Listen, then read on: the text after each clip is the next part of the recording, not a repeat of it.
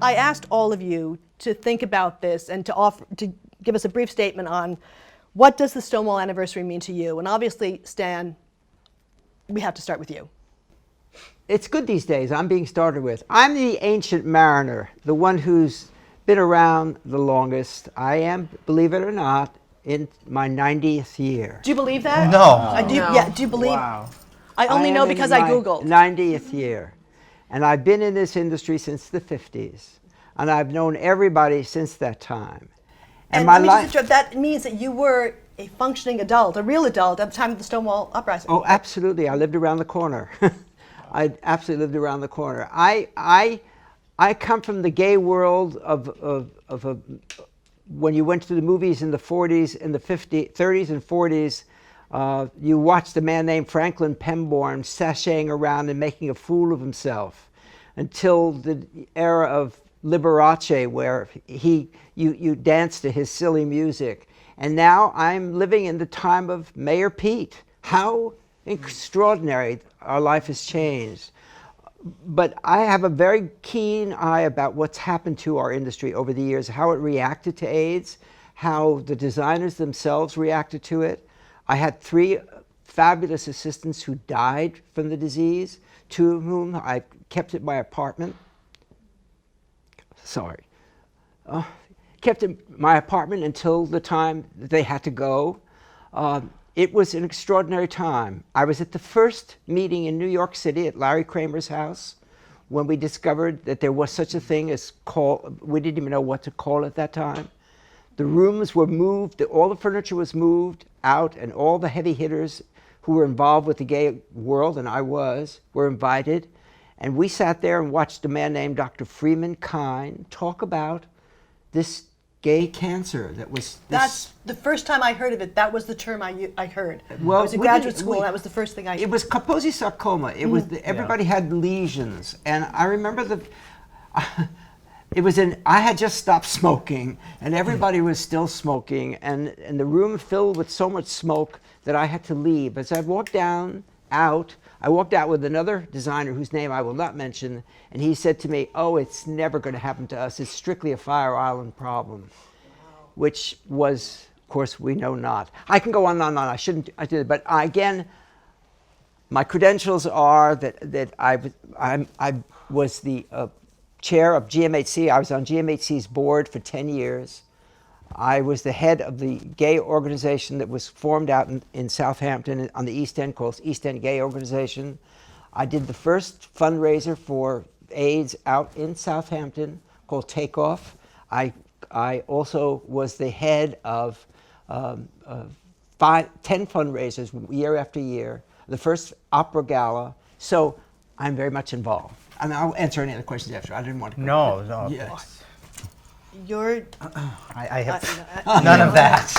I do want to go back and ask you if the Stonewall anniversary to you is most closely associated with AIDS or other, or broader issues, but which AIDS is pretty broad. But let me get there.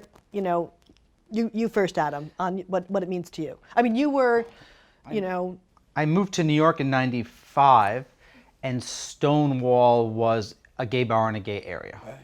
I didn't understand the impact of it until last week when I watched PBS, which I sent to you, that I didn't even understand, maybe because I didn't live it, And you moved, you were in '95, you were very young. I was young, yeah, I was you were a teenager. 20, Yeah. I didn't even understand the life that really gays were living before Stonewall. Oh, I knew it wasn't accepted. It wasn't accepted when I was growing up, but, it wasn't this.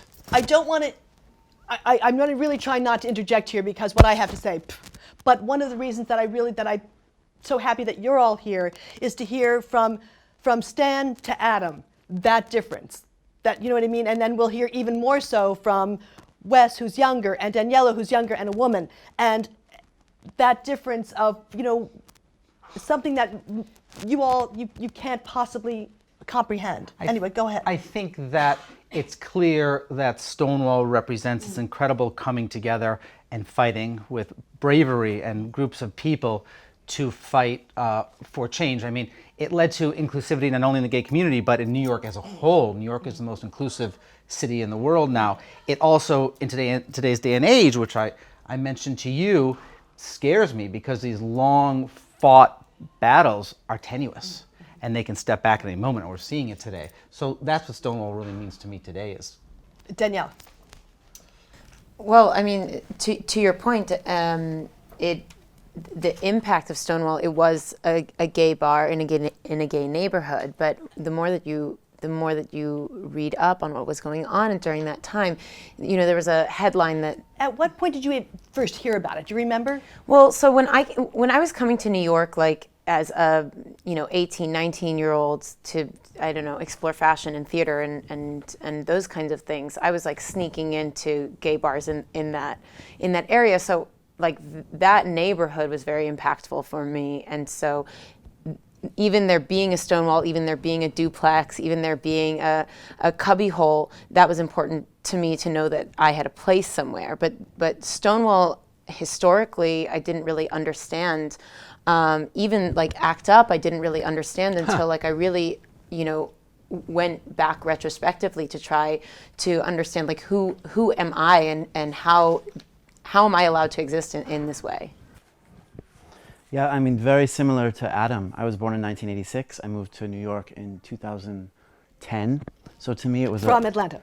From London. From London. Okay. So Atlanta to London to New York. You went to school in London. Okay. And it was very much to me a club in downtown New York. And I mean, it's exactly thanks to amazing people like you that we're able to be naive about something like that. Yeah. But it's That's only very well through put. that's true. it's only through research later in our lives, as we're investigating our own identities, that we really learn the significance and incredible importance of what took place. What's so interesting, and maybe how undereducated we are in our educational system, because I watched this, your suggestion, the PBS American Experience documentary on Stonewall, and one person said, there were comparisons drawn to obviously to the Black Civil Rights Movement, and one person said this was our Rosa Parks moment.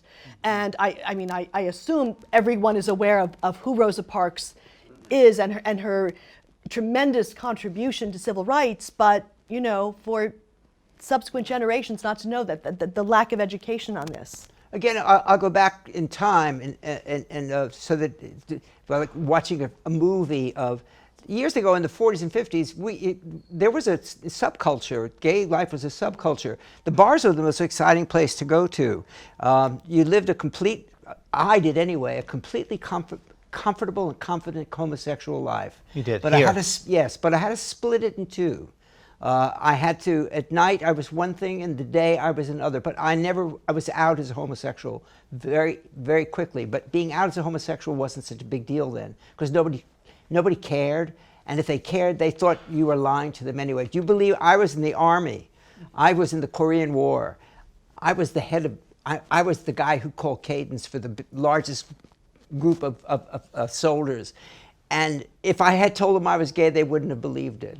That's how they felt about it. So we had our bars. When people came into those bars, we couldn't touch. We couldn't be with anybody, close to anybody. We couldn't rub up against anybody.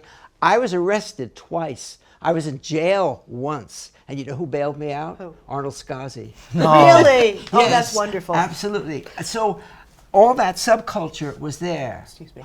We have a lot of young people here. I'm embarrassed to say this. Identify Arnold Scassi. Oh, he would die. He was a very grand designer, right? Very grand designer who started at about the same time I did. And I bailed him out too, so it was okay. And he I don't want to dominate. No. But he often dressed the first Mrs. Bush, the first, yeah. Right, he yes. did. He absolutely. But so when Stonewall happened, people like myself who were comfortable with our homosexuality, I was also very successful. I had a great love affair with somebody. I was living as a married person before men and women could marry each other. And suddenly there were these people who stepped out of the background and fought back. And from the person I was, I became very political. I suddenly realized that we needed ACT UP, that the only time things change is when we have people who are out there doing it for us. It's awful to sit there and not do it yourself. So anybody out there who tells you that's not right, let them do it. They're the ones who start the ball rolling, I think. If I can Please, say something, please I mean, jump in, everyone, whatever you want to. No. I'm sorry. No, Yeah. not at all. I mean, you are the authority here on it, but in how I've been able to try to educate myself in this movement and what happened and what was going on before. As you said, it was sort of like the Rosa Parks moment where people were really fired up because they were seeing what was going on with civil rights and people, fighting back for their own dignity and their own humanity. But this was something that had been going on for a long time. This police brutality and the bullying had been going on for a long time. Absolutely. And when you ask, like, what does that moment, what does Stonewall mean to me? People were the night of the riot. People were being ushered out if they were being released, if they weren't being arrested, and for once, people were standing out on the square watching what was going on. And it wasn't until there was a lesbian being arrested, being pulled out, who they were trying to shove into the police caddy. She kept trying to escape. They kept grabbing her and shoving her back in. And she turned around to this crowd that was like rallying and screaming and happy for everyone who's coming out and screaming for everyone who's being arrested. And she looked at the crowd and she said, "Aren't you guys going to do anything?" And that was sort of like my chills moment. Is like we watch sometimes in rage, sometimes in passion about what's going on, and it's not until somebody says, "Aren't you going to do something about what's going on?" And that's when people got fired up. That's when the first brick got thrown. Applied in so many instances. Exactly. Yeah. You are all so wonderful for being here, but this panel isn't inclusive, and which it couldn't possibly be because there are so many different people within any community. But Marsha P. Johnson and Sylvia Rivera were two of the leaders. They were two trans women of color who really led the Stonewall uprising. Right. And they'll be honored with monuments in New York City, which feels like a major step. But still, it feels that trans people have been behind in inclusivity and acceptance. Do you think that's true? And why? I think that we live in a very racially charged society, and people are afraid of what is different or perceived different from them. The movement that the gay movement has had, thanks of course to people like you, is immense over the past 50 years, over the past 20 years. But it's not until everyone's accepted for who they are that it matters. So I think there does seem to be a hierarchy of acceptance. There is, but it's not only in the gay or trans community; it's in all communities. It's all communities. Yes. Mm-hmm. Was coming out for the three of you? Was coming out an issue for you? Stan said it really wasn't. I'd love to get back to that, but was it an issue for any of you? Again, and it's. I'm so lucky. I was born in a generation where so many generations before had done a lot of hard work. I was born to amazing parents who let me play with my sister's Barbies when I wanted to play with my sister's Barbies, and let me be in the school play when I wanted to be in the school play. And so I never really, I'm so lucky, and we live in such a bubble in fashion in New York, and I wish everyone could have had an experience in parents like that, but I never felt that pressure of, this is who I am, but I have to squash that, or these separate identities. It's funny, because I was born 10 years before you, and it was a very different acceptance. My parents are liberal, educated, but gay was wrong. It wasn't even discussed, which made it even worse. Right. But we had this undercurrent that it was simply wrong. Culturally, you made it wrong. The only gay people I knew was my mother's hairdresser and people on TV who, even in the 70s, were just embarrassing themselves. That has changed so much. And even now, when you look at kids in New York, they're they happy. don't think anything about Exactly. kids in their class who have two moms, who have two dads. It's incredible. It's incredible. You say kids in New York, and I wonder if that's. Oh, it's a bubble. I think. I mean, I think it's less of a bubble. It's increasingly less of a bubble, but maybe I was having this conversation with my daughter that there still is a little bit of a bubble. What about for women? Has acceptance been later in coming or differently in coming? Unfortunately, I have to say that it definitely was later in coming for a number of reasons.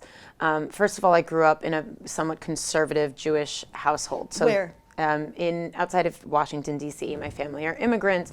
The whole idea was like squashing the American dream for them, Immediately, my parents went into a rage of, well, don't you want kids? Don't you want to get married? Don't you want, this normal life? People are not going to accept you. You have to present as a certain way if you want to be taken seriously as a businesswoman, a woman in fashion. You have to present yourself, like a woman, and so I've had waves of struggling with that acceptance and struggling with that coming out, not only in my in the Jewish community, not only in my family, but then also I feel like I'm still constantly coming out as a woman in fashion, because that identity kind of doesn't exist. It's either it exists as androgyny, or women who are wearing men's clothes, or it's just not spoken about, or we sort of mask it with these words like independent and strong, and it's not assumed to be something that's actually really powerful and part of like my gut instinct as a woman and as a designer. And in trying to put together this panel, that really hit me. Who are the women? I mean, that maybe speaks also to the larger issue of women in fashion, you know what I mean? But it really did hit me. That's a very different thing. This isn't a fashion discussion, but we talked a little bit about how it has impacted your fashion and your approach to your design. So talk about that. Yeah, I mean, I think I actually struggled when I launched my business. Like, where does this land? Who is this for? What do I want to design versus how do I find, how do I find my audience for this idea of women dressing women for themselves and for women, and not necessarily for a male gaze. And I actually think once I embraced that, once I really embraced myself, my community, my identity, that's when as a designer, I really was able to find my own groove, because it became very clear that was not only instinctual for me, but that was a market that didn't necessarily have a voice. And it's such an important voice for women in general. Absolutely. Dressing for yourself, dressing Absolutely. for just who you are and who you want to be, and and not just overall. Again, this isn't a fashion discussion, but fashion has certainly been perceived as perhaps a safe haven through the years. Have you always perceived it as that, Stan? What it was for me, Yeah. it definitely was for me. I think that's what my I also come from a Jewish background, and it was important for my family to be assured that I was successful. And once I became successful, they didn't question anything about what my life what my life should be or what it would be. But I slipped into my sexuality so easily, not early, but easily. And So how old did you say you were when you acknowledged it? well, I acknowledged it when I was in the Army. In the Army, In really? the Army. Uh-huh. And when I came out of the Army, I walked into a bar and I fell in love with somebody, and we stayed together for 40 years. That's amazing. First sight, Right out of the- really? great love affair, 40 years. That also made it much more possible for me to pass through the trough of AIDS. I went to Studio 54, but I knew I had to be home at a certain time. I did things that maybe I shouldn't have done, but I kept myself balanced all the time. I watched Halston. I watched everybody running around. I saw what was happening, and I was frightened. So I sort of pulled myself back. I started to talk before about some of my assistants. I'll mention his name. I had an assistant named Bill Robinson. I'm sure nobody knows Bill Robinson. Oh my God, how talented he was. Such a great human being. And like that, he went, just like that.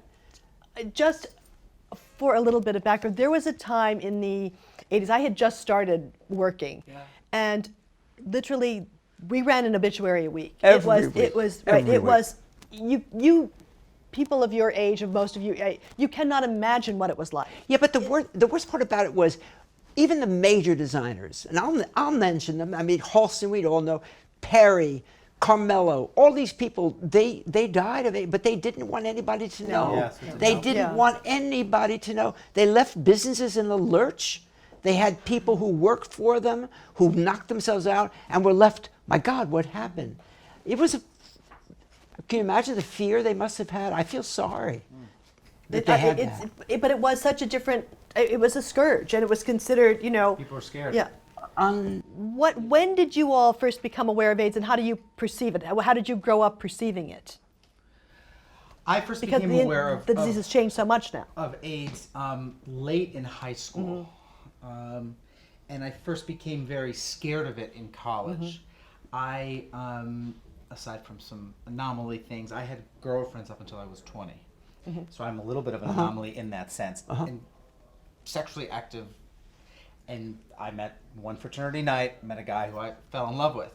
But I was very, very afraid then in college. And in fact, when my family found out, my father came to see me and said, you know, our number one fear is you're going to die.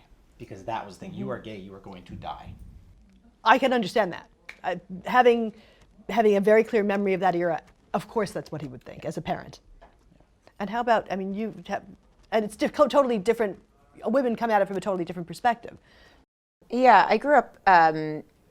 I grew up doing musical theater, so in a similar way that it was like, it's much more acceptable or more sort of public to be a gay man in theater and in fashion.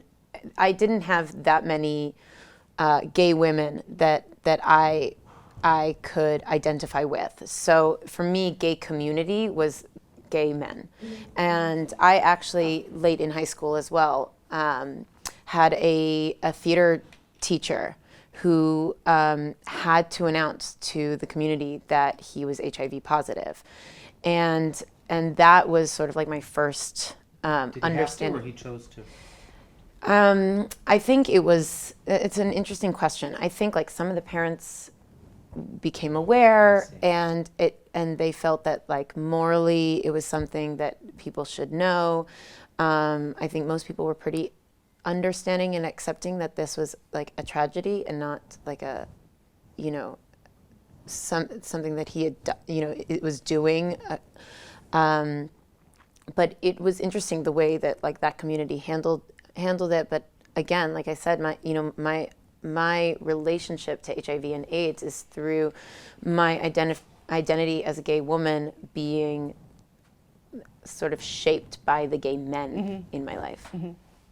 And when did you find a circle of women friends? When I moved to New York, and had my first heartbreak, and I had to, go out and find, the one night a month when a straight bar is turned into a lesbian bar, because there are barely any lesbian bars anymore, which that's like a whole other discussion. And then sort of like the subculture within that subculture, even I started hosting lesbian Shabbat dinners. It's like, this is also part of my identity. Really? And That's cool. and it's totally inclusive, and that's how I feel like there's a saying that I love that diversity is being invited to the party, inclusivity is being asked to dance. And so it's just, to me, that's about like asking more people to dance, hosting these dinners and saying like, this is like all of my identities in one, but everyone is welcome. And once more people are aware of, how people either feel marginalized or feel accepted, that's where we can be more helpful to each other. You said, oh, please. Because the thought just came to mind. There were, and this sounds bizarre, there were some positive things that came out of this scourge. One of my questions, I framed it that way. Do you think? And it's an extraordinary thing. I'll talk in the perspective of my time as president of the CFDA. I was president for 16 years. It's not easy to be president of a design group like the CFDA for 16 years. 16 minutes. But we were, as a group, the last to respond to the AIDS crisis. Well, do you think so? Designers? Oh, I know so. The fashion industry? The fashion industry or the CFDA? The fashion industry. The fashion industry was the last. Last among whom? So who were the quick responders then? Or Broadway Cares. Oh, okay, all right. DIFA. Okay. There were organizations, GMAC, all these things happened, but they kept coming to us. What are we going to do? How are we going to raise money? Were you the president during this time? Just before. I became president in 1990.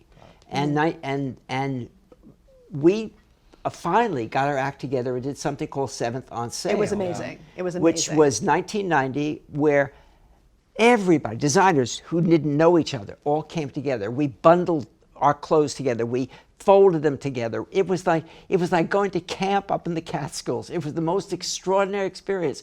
So this gave us a mission. I will say this, and I've never said it before, I think it's what made the Council of Fashion Designers of America the strong organization it is today. Up until that point, it was like a fraternity and sorority for the privileged, those who You know wanted what? to go. It did change it. I think you're probably right. Completely changed it, where there was something to do, something to believe in, somebody to hold on to. So there was some good that came out of this horror story for me. And I just have a question to that. And it also made the idea that gay is and gay exists a worldwide. Everyone, it may have been horrible and we were all dying, but at least people talked about it. Right. And so sort maybe of- that pushed forward. Maybe sort of pushed sort of the mainstreaming of gay people Yeah. a little bit. That's what Forward. I was. Yeah. Yeah, I think it did. But it also publicizes this idea of community, and I think community is so important. I think everyone spends their life, whether it's based on religion or sexual orientation, looking for their community. And this idea that there's a And the community strength of the gay community. is so reassuring to people all over, whether in Atlanta or New York, to see that there's a community of people like you, and they love each other and they fight for each other. But and let's that's so talk that. I think it is so important to have a place to feel a part of a group and a community. But you talk about community. You talk about all of your identities. Do you ever feel that the LGBTQ community is kind of you're all individual people and very, very different? Do you ever feel that you're all sort of sometimes lumped together, even by well-meaning people? Sure. Sure. That's not terrible. It's not so terrible to be. I think we could do more lumping, Yeah. actually. I think that there, I actually think we could do more lumping. I think that there's like so much separatism within communities, and I think that, the issues at large, they are for everyone. And I mean, we talk about diversity, and where are the voices of trans and Black activists, and making sure that those people are invited to dance and not just invited to the party. But I think people love to oversimplify. Like, it's easy. We love to classify and we love to put people in boxes and label. But everyone's so much more complex than that. And everyone can wear so many different hats at the same time and have so many different components of who they are.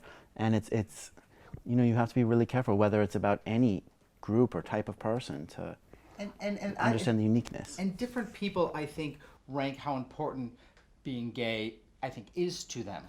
Is it, how do you describe yourself? Is it a lesbian woman? Is it a designer woman? Is it a woman who's Jewish? Who you don't know where the sexuality. I mean, personally, me, I don't lead with my sexuality. It's not. It's just not what I do. I think that also could be a timing thing of when I was born, because a lot of the younger guys today, they certainly do, because they're just free to be who they want to be. Does that, I love it. I love it. Free to be who they want to be? The culture has changed so quickly.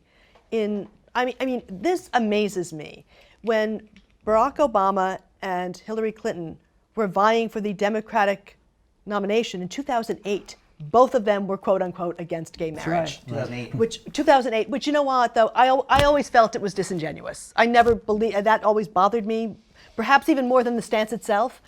2012, Barack Obama came out in favor. 2013.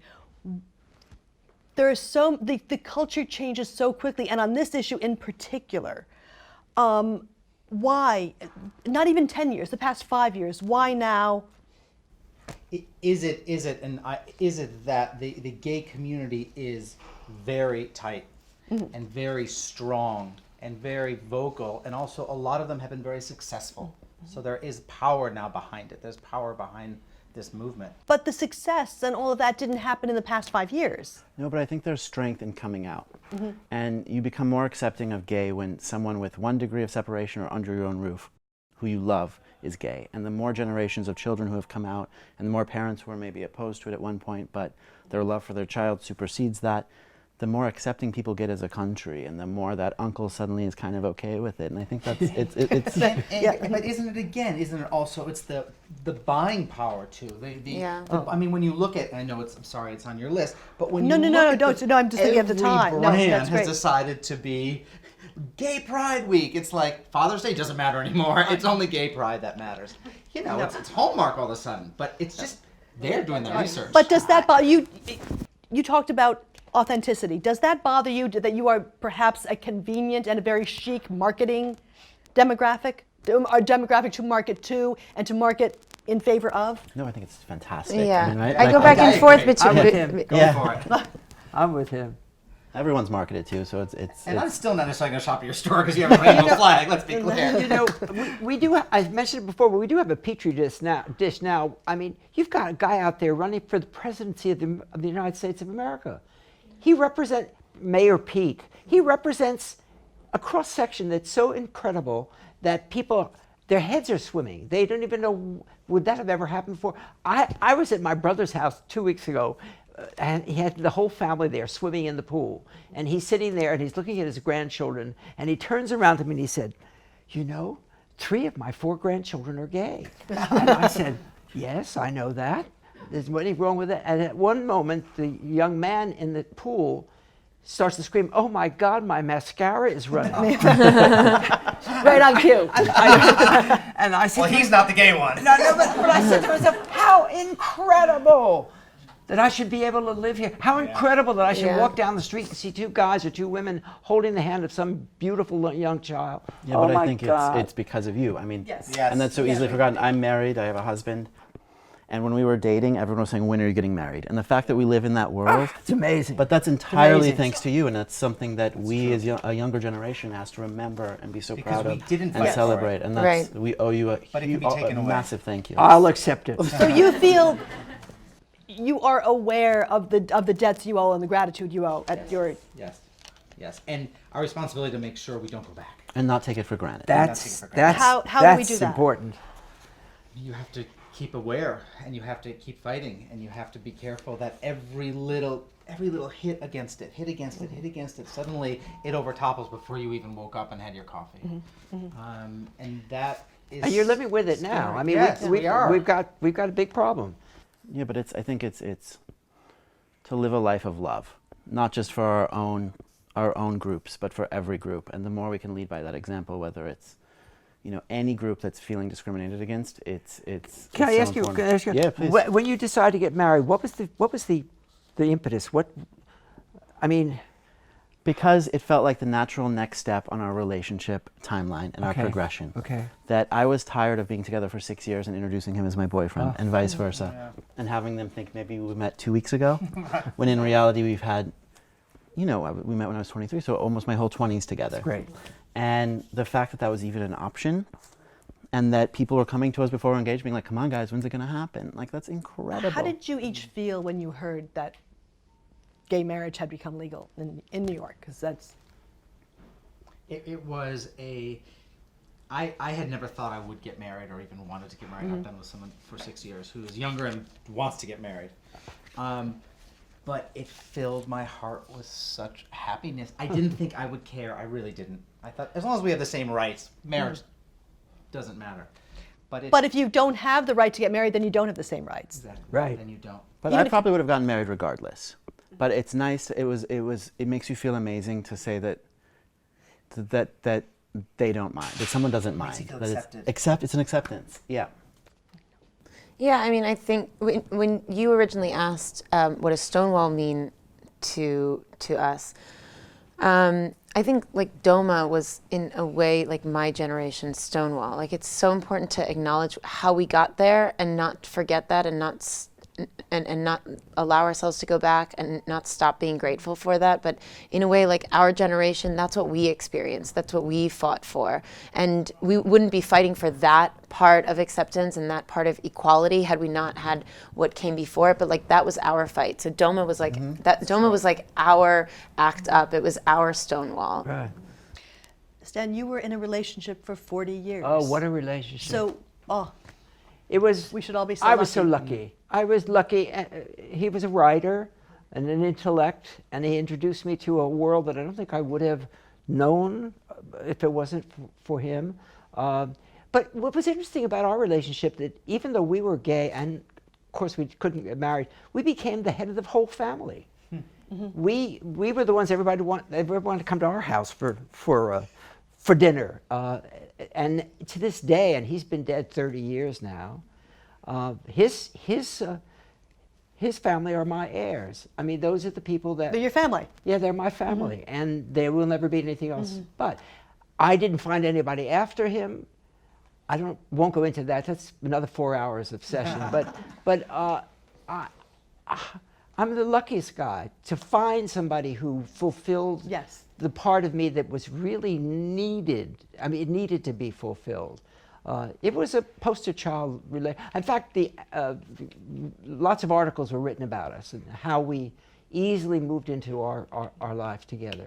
It was terrific. That's It wonderful. was terrific. That's wonderful. Let me ask you about a couple of very specific events that's happened sort of around the anniversary. Last weekend, I think Taylor Swift performed outside of Stonewall. She has been both praised and strongly criticized for kind of stepping in and grabbing the moment. How do you all feel about allyship? I personally think that the more attention to this cause, the better. I agree. If you want to go, if you are using it for your own gain, so be it if it's done well. Yeah, It's a gift with purchase. But she also has been a supporter for a long time. Yes. Yeah, she has been a long time. Even Yes, if she she hasn't, does. if she comes in and wants to draw attention to the cause in a positive way, and kids can see it, and people who are not gay can see it, fans of Taylor Swift, and think, oh, okay, go for it. Anyone else? No, I think I think it's awesome, and I think, we don't want to create a world where people are afraid to do what's right, because of that criticism.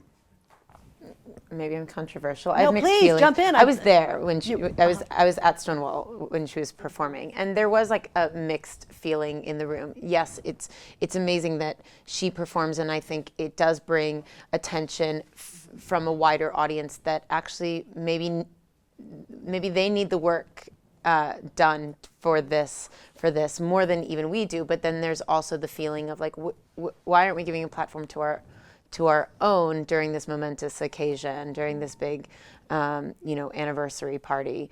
So I think it's mixed. I think it's just as important that someone like Taylor Swift, who has the camp that she does, is performing at Stonewall, but as long as they're seeing it and they understand what that means. And I think it's just as important that we and the people outside of our community are giving a platform to our own. Yeah, and I would certainly hope one does not exclude the other, because if it does, then we have a problem. Right. Agree. I mean, historically, if you remember, the moment in time that really solidified the gay movement in the minds of the world was when a guy named Rock Hudson was forced to come out. Suddenly, that legitimized the disease. It was amazing. It was amazing. Yes. So it was that amazing. the celebrity influences was there then, and it'll be here now. People love celebrities. I don't know where that all came from. Oh God. But they do. Oh God. They do, People they love do. celebrities. It's Yes. They just do. I mean, but more so than ever now. Oh yeah. And That's only intensified. and if we intensified, can utilize intensified. them, good for us. Absolutely. The other event I want to speak to you about is a couple of weeks ago, the police commissioner of New York formally apologized to the gay community for the Stonewall, for police brutality during Stonewall and at other occasions. And I don't know, I personally don't understand the culture of apology. This is a man in his 50s who wasn't there? who was a child or wasn't there and had nothing to do with the institution, and the people who were running the institution at the time have to be out of it by now. I don't know. Can it be genuine, or is it marketing? And how do you feel about it?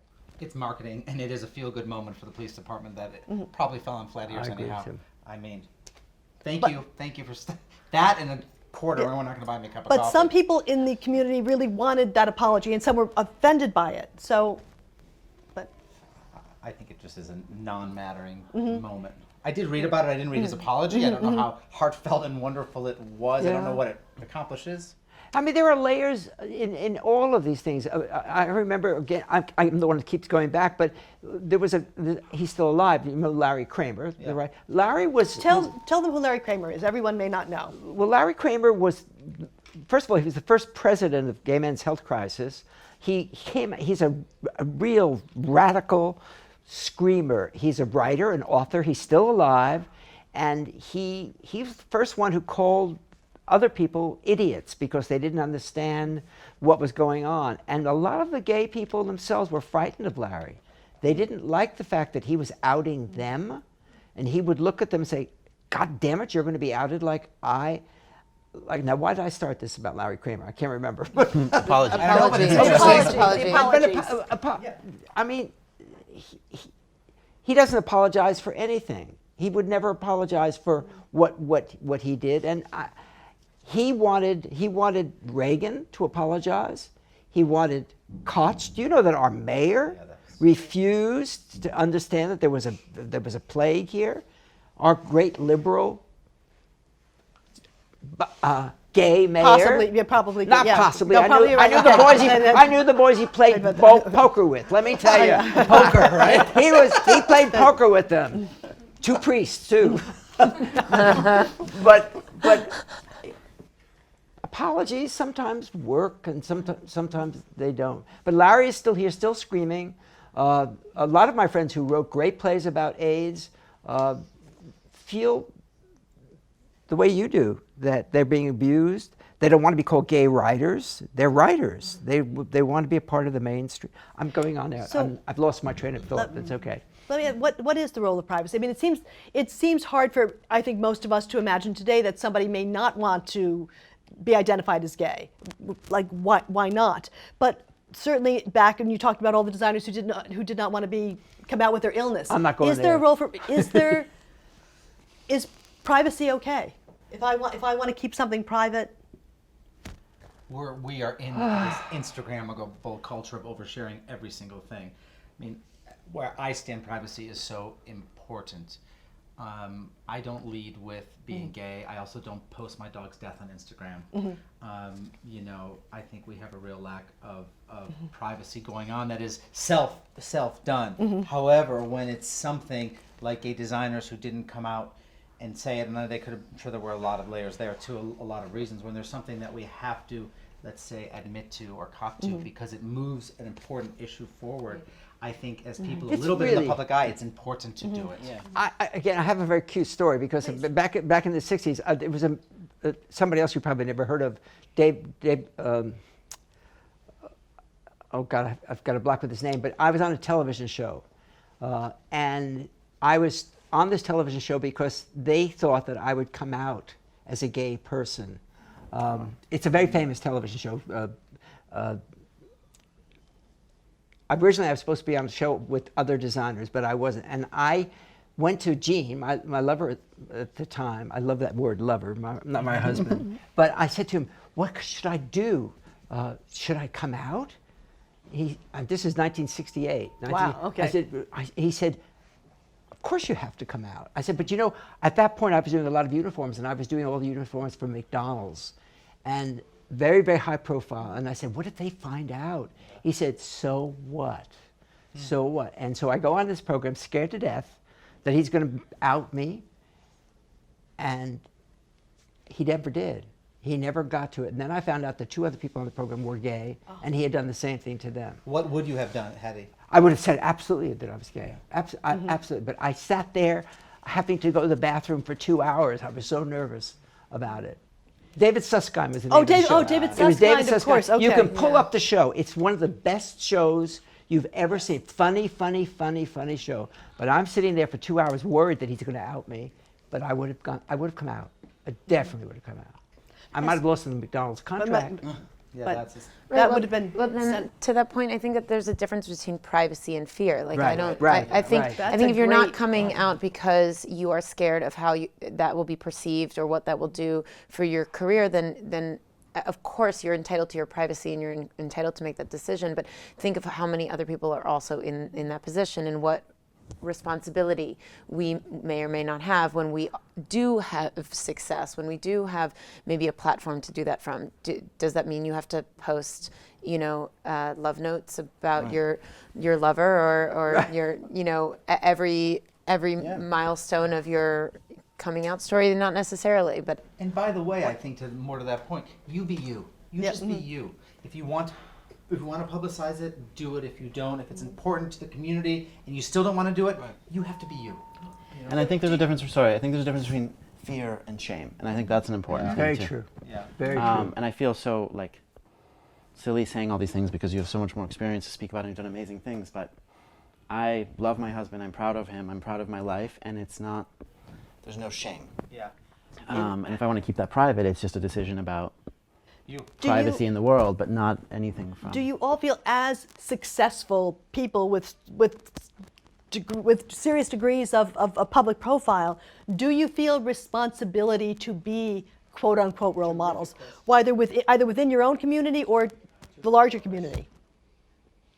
You answer. You know, I do. I think you at sometimes. And is that fair?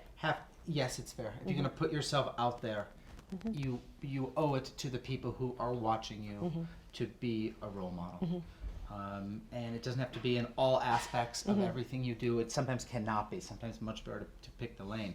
But I think it's our responsibility to not just be designers today, because we have gone into a public sphere. That's right. And so we have our responsibility to be supportive out there and hopefully make change.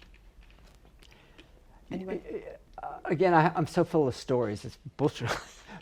I'll never forget at a board meeting long before I became president, where some of the most famous designers were talking about our gala, and our president came to the board and he said, "I have wonderful news for you. We're giving anybody who's married 2 tickets to the gala." And I thought to myself, "Well, God, where does that leave me? Where does that leave me?" And I went after the meeting, because I didn't want to say anything, and he said, "Well, you're not married." I said, "But I'm living with a man. Why can't I get a ticket?" And he walked out of the room. I won't tell you who it was, but it was a very famous designer. And that's how intimidated we were. Wow. And he was gay. What year was this? Yeah. This is 1963. The old +1 problem. Yeah. Right? Yeah. Wow, that's. I didn't. Yeah. He thought it was strange that I was even living with somebody as a mate that way. But it's so interesting you said this was a gay designer, and how. Openly gay, though? But gay designers sort of. But everybody knew he was. Yeah.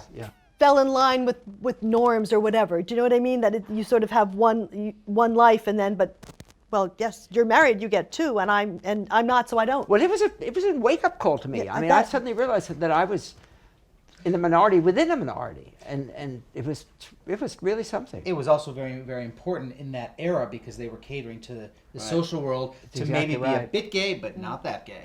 So they were playing this. But the New York social world was quite accepting early on, right? Well, at least of designers, no? As I understand it, yes, but not the upper Okay. echelon. You could be maybe rumored, but get married. Oh, wow, okay. Interesting. That's partially true. Let's talk about each of you.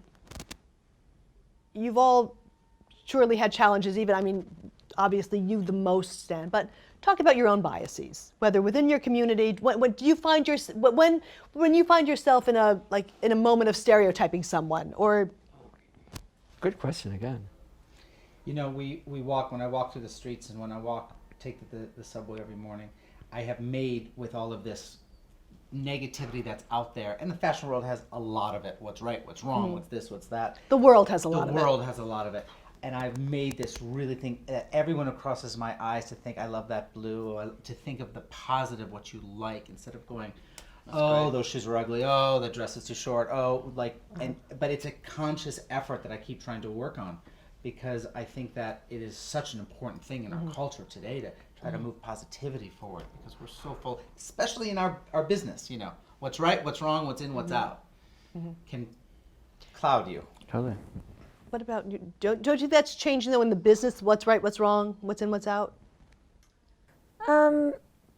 I think that there are nuances there, like culturally and socially, and then the business side of it, because we are gay designers, but we are not necessarily designing just for gay men or women, or with that perspective. I think that it's just important to acknowledge that there are different people out there who fit inside of different cultural identities, and sometimes that's expressed aesthetically. There's tribes within tribes within tribes, and then from there's so much inspiration, and it's just important to acknowledge that everyone has their own identity and their own way of expressing that. Do you ever find yourself a little bit trapped? Let me, 2 words: gay Republicans. What's your take? I don't talk to them. Okay. One of my best friends is a gay Republican, Okay. and it is very difficult to have logical conversations. But I've noticed some gay Republicans are no longer supportive of the current administration, but they're still gay Republicans. So then you can maybe give them a hall pass. Oh dear. I mean, I think it's the same issue whether you're, regardless of your sexual orientation. Right now, Democrats and Republicans have a hard time getting along. So you can add in a gay Republican and a gay Democrat. It's, you know, there's a certain amount of it though that is not sexuality based. It's just, these are people with ideological differences. Like, then you're just not going to see eye to eye. And that's an important thing too. But you don't, but I mean, I think that most people assume that gay people are Democrats. I mean, we make assumptions about people all the time. I think even when we don't realize we're making assumptions. No? No, because it's easier. Yeah. It's, Grouping. yeah, it's easier. They're grouping, yeah. Yeah. I wanted to talk about authenticity, and I want to go back to that. And I don't know how you want to approach it in terms of this conversation, but were you speaking about the anniversary specifically, or just in general the way people live and the way people approach? Well, I think that there's, and to everyone's point, I think it's actually an amazing thing. Like, you know, 50 years ago we could have only dreamed that, you know, Chase Bank would have a giant flag painted across it. And of course, you know, we've got like Levi's and Gap and all these major corporations who now have diverse photo shoots. And I think that that's so important in the way that it trickles down into culture, into consumerism. I just think it's, you know, important to make sure that that's not just like the influencers on the face of the campaign, but also that we're giving voices behind those cameras, behind, you know, the designer tables, you know, behind the buying offices, and make sure that everyone is being represented and that everyone can find, you know, that's how I became a designer. It was, I just couldn't find I couldn't find something that I felt could express who I was, you know. I also wondered, sort of to your point, there's so much marketing talk today from luxury designers to mass brands in our industry. When you read some of the talking points, it's sort of like, huh? And how much do we have to hold these brands accountable, though, if they're using Pride Week, if they're using gay, you know, gay issues? Don't they have to be held accountable on some So level? then you talked a little bit about, you know, not going back, but how do you? Is there a measure of holding them accountable? Yeah, I don't know. How do we know what Gap is doing actually? I mean, Gap is probably doing great things, but how do we know what some other brands that are currently are using us to market, to sell? You know, how much does it extend beyond that flag in the window? When power is given to a group, and that's what's happening now, when power is given to that group, there are certain things that they have to learn how to do. And I think we're just at the beginning of that growth process. I think the change is seismic now. In the last 10, 15 years, I never thought we would get this far. And you guys, it's up to you. It's not to me. I'm not going to be around. But we are obligated to hold everybody to be truthful. And I can only tell you, when you're honest with yourself, how good you feel when you go to bed at night. Yeah. If you're not, I find it difficult to live. And so That sounds like a wonderful point for all to end on and for all of us to think about. Absolutely. And I want to thank you all so much. Would you stay? And if you have to go, can you stay for a couple of Absolutely. questions? If you're good? Yeah, I'm good, You're yeah. good. Okay. But I'm so touched by that, Stan. It's such an amazing. Let's give it. Thank you all very, very much. But does anyone have a question for anyone? Yes. Okay, David. Well, I was wondering, what was it like just before the riots? What were the police doing, and how were they making you feel? I guess that's for Stan. Well, the police were our enemy. Our bars were our bars. They were our safe haven. They were the place that we went to at night and touched each other and spoke to each other. And the police were just our enemy. And then, of course, we were pushed out into the streets. All the West Side Highway became the greatest cruising ground that ever happened. Bryant Park, which you're around right now, was one of the biggest cruising places in Midtown Manhattan. But the police weren't our friends. Stan's been on the board of Bryant Park for 20 years. I'll interject. 30 okay. years I'm on the board of Bryant Park. Oh, but They weren't our friends. I saw another hand go up and I couldn't. Oh. Go. Thank you all for being here, by the way. This was very illuminating and fascinating. But I'm wondering if, like, looking forward, considering all the acceleration that Stan you mentioned, Bridget you mentioned, that's been going on with recognition and rights and so on, if any of you like foresee a time in the near future where it's just like human rights as opposed to LGBTQ plus rights, you know, it's just like everybody is the same. That's the big goal. That's the big goal. I think that what happened at Stonewall did lead to more inclusivity in general because of the whole conversation. But yeah, that's the big goal. But I think at the same time, and I'm sitting here thinking about this based on the beautiful words Stan has said, you know, what his generation did for us is incredible and put us into an amazing place today that we could often think the big battles are won. And we're in New York, in the United States of America, and there are so many places in the world globally that the battle has not even begun. Absolutely true. And there's so much work to do. That is such a good point. And that is really on us, you know, to not become complacent with, Right. you know, how far we've come thanks to Stan and his generation, but to really continue fighting and loving and supporting and doing everything in our power to help people around the But world. I have who- confidence in you. No, I have thank you. confidence in Well, you, and you, and you, everybody. Any other questions? I thought I saw another hand. Can I, Oh, can I add please, to that? of No, I mean, course. to exactly your point, I think it is important to not become complacent because I think, you know, sort of what was going on during your generation was fired up by, you know, riots and protests against, you know, Vietnam for civil rights. You know, the civil rights movement is still something that we are fighting for now. Like we can't just say, oh, we're talking about LGBTQ rights. That means like it's time to move on. We're not done. We're not done with so many of the other issues. I mean, you know, we didn't even mention, like, you know, there have been 5 or more trans Black people who have been killed this month during Pride, and it's like hardly making headlines. Like we're not done. We're not ready to move on to human rights because these rights are human rights. And we're still so far behind. And to be sitting here having a conversation about do we want it to be marketed towards or not is such a luxury. Such a luxury. And there are people in the world being killed. It's true. For I mean, it's we're so lucky that we're sitting here saying, "Are we mad if Gap is starting?" Like Right. that's incredible that we're in that spot, and we have to remember that. Progress that was made over the past 50 years, I think, was probably more than the previous several hundred years. Unbelievable. Yeah. As I said, the change is seismic. It's just amazing. Thank you all so you. much.